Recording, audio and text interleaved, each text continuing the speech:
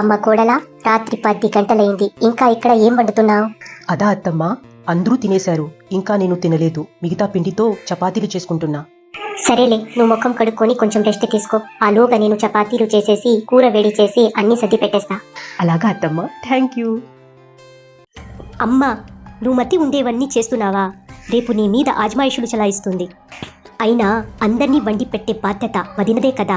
అంత జాలిపడి పనులు నువ్వు నీ నెత్తి మీద వేసుకుంటే వదిన కూడా అదే నెత్తిపై కూర్చుంటుంది, గుర్తించుకో.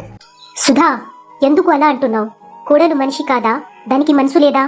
రేపు నీకు పెళ్ళై అత్తారింటికి వెళ్ళిన తర్వాత అందర్నీ పట్టించుకునే నీకు ఎవ్వరూ పట్టించుకోకపోతే మనసుకి ఎంత బాధ వేస్తుంది ఊహించుకో. అయినా నీ వయస్సు వదిన వయస్సు ఇంచుమించు ఒకటే. కేవలం పెళ్ళైన మాత్రాన వదిన నీకంటే పెద్దదిలా అనిపిస్తుందా నీకు? అయినా వదినలా ఏనాడైనా నువ్వు ఇంటి పనులన్నీ చేశావా? అయినా నువ్వు పెళ్లి చేసుకుని అత్తారింటికి వెళ్ళిపోతావు. నా ముసలితనంలో నాకు వదిన కదా ఆధారమయ్యేది. మీ నాన్న మీ అన్న పొద్దున వెళ్తే ఎప్పుడో సాయంత్రం అనగా ఇంటికి వస్తారు. నా మంచి చెడ్డ బాగోగులు అన్నీ పట్టించుకోవాల్సింది మీ వదినే కదా. సుధా, ఇంకో విషయం గుర్తించుకో.